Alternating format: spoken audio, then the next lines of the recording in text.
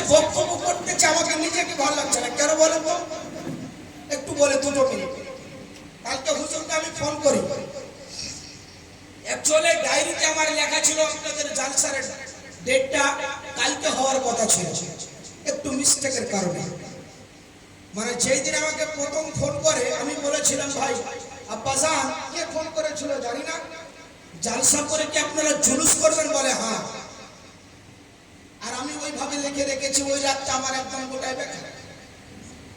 এবার আমি কালকে হুজুরকে যখন ফোন করি তো হুজুর বলছে, হুজুর আপনাকে রাত্রেবেলা আমরা ফোন করতে চেয়েছিলাম। আমার ভেতরেটা কেমন হয়ে গেল, কি ব্যাপার হয় জালসা আজকে। যা হোক, হুজুর আমাকে বলে দিল যে আপনি কালকে চলে আসবেন।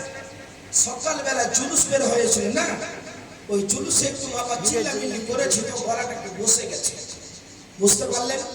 না হলে মুসলমান বেরাদার ইসলাম কি বলবো, আল্লাহ আপনাদের দয়া, আল্লাহ পাকের রহমতে এত আছে, কিন্তু বেরাদার ইসলাম किसी देश की गाली होती है और किसी देश की बोली होती है, তাই না বলেন?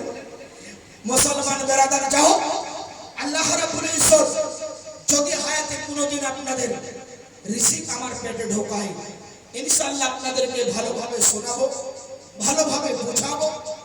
আব্দুল্লাহ বেরাদার ইসলাম কয়েকদিন ধরে মদিনার গলিতে আর আব্দুল্লাহকে দেখা যায় না, বলুন সুবহানাল্লাহ। আমি শটে নিয়ে যাচ্ছি, কিছু রাগ করবেন না। রাগ করেছেন নাকি বাবা? আমি বেরাদার ইসলাম যদি ইচ্ছা করি যে আপনারা মহব্বতে বসে থাকবেন তো সকাল হয়ে যাবে, কিন্তু আপনারা বসে থাকবেন, তাই না বলেন? আর আমার অভ্যেস আছে বেরাদার ইসলাম, আমি এক একটা স্টেজে 4 ঘন্টা 5 ঘন্টা বক্তব্য দিয়েছি। আর এক একটা স্টেজে বেরাদার ইসলাম কয়েক বছর ধরে আমি আসি, আপনাদের ভালোবাসা দোয়া, বলুন সুবহানাল্লাহ। মুসলমান বেরাদার ইসলাম, এবার হযরতে আব্দুল্লাহ কয়েকদিন ধরে মদিনার গলিতে আব্দুল্লাহকে আর দেখা যায় না। মদিনার নারীরা বেরাদার আব্দুল্লাহকে মনে মনে খুঁজতে চায়, কিন্তু আব্দুল্লাহকে যেন আর দেখতে পায় না। ও মুসলমান, ও আমার বাচ্চা ভাইরা, সোনা মানিকেরা, শুনে নেন হযরতে আব্দুল্লাহ কয়েকদিন ধরে যেন বাবা মদিনার গলিতে যেন আব্দুল্লাহ আর আসেনি। ও মুসলমান, কয়েকদিন বাদে হযরতে আব্দুল্লাহ যেন বাবা মদিনার গলিতে এসেছেন। আব্দুল্লাহ মদিনার গলিতে যেন বাবা চলতেছে, মদিনার গলিতে আব্দুল্লাহ চলতেছে বেরাদার। এখন তো সময় আব্দুল্লাহ লক্ষ্য করে দেখতেছে মদিনার কোন নারী যেন আব্দুল্লাহর দিকে আর তাকায় না। আব্দুল্লাহ বলে, কি ব্যাপার? যেই নারীটা বিয়ে করতে চেয়েছিল আব্দুল্লাহকে, আব্দুল্লাহ টুকটুক করে তার ঘরে চলে গেল। নারীটা আব্দুল্লাহর চেহারা দেখে সঙ্গে সঙ্গে নারীটা যেন বাবা কান্না শুরু করে দিল। আব্দুল্লাহ থেকে এত জোরে কান্না করে, এত জোরে কান্না করে। আব্দুল্লাহ বলে, বলো বলো আপনি কেন এইভাবে কান্না করতেছেন? বলো আপনি কেন কান্না করতেছেন, বলুন না কেন? বলে, হুজুর গো, কয়েকদিন ধরে হুজুর আপনি কোথায় গিয়েছিলেন বলুন? আব্দুল্লাহ বলতেছে, একটা কাজে আমি ব্যস্ত ছিলাম। ও মুসলমান, আব্দুল্লাহ এবারে বলতেছে, বলো বলো তুমি যে আমাকে বিয়ে করতে চেয়েছিলে, বলো তুমি কি আমাকে বিয়ে করবে বলো? ওই নারী বলতেছে, হুজুর গো, আপনি বেদবি ক্ষমা করবেন গো হুজুর, আপনাকে আমি আর বিয়ে করব না।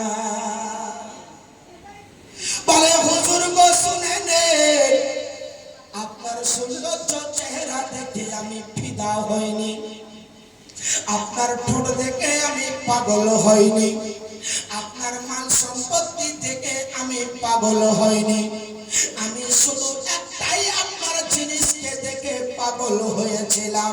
আপনি যখন চলতেন আপনার কপালে নূরে যেন মুহাম্মাদুর রাসূলুল্লাহর নূর মোবারক চমকাতো।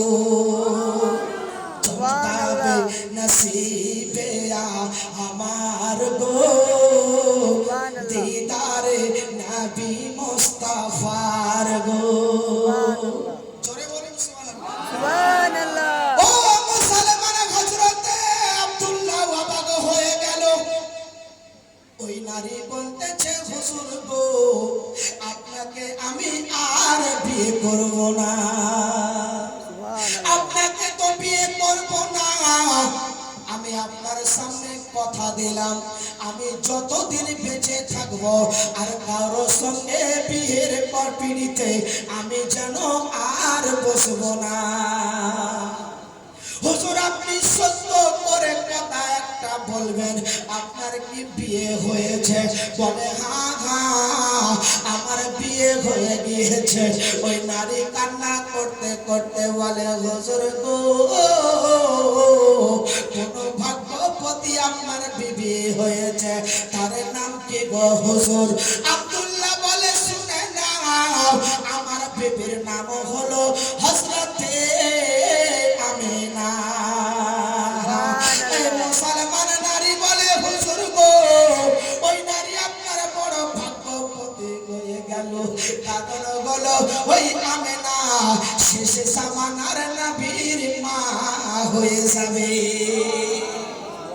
মুসলমান বেরাদার, তাদের মহব্বত দেখেন, তাদের ভালোবাসা দেখেন।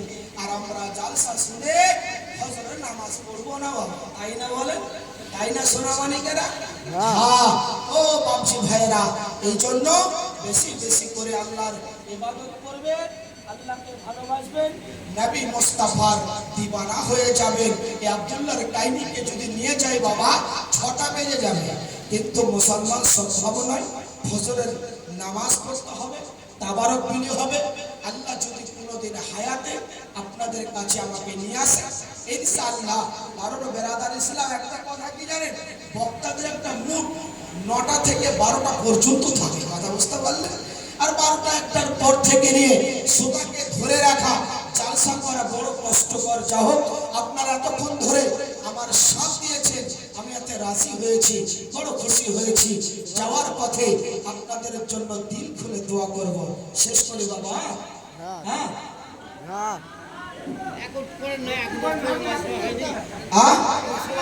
সময় হয়নি, হয়ে গেছে 12টা 12 হয়ে গেছে।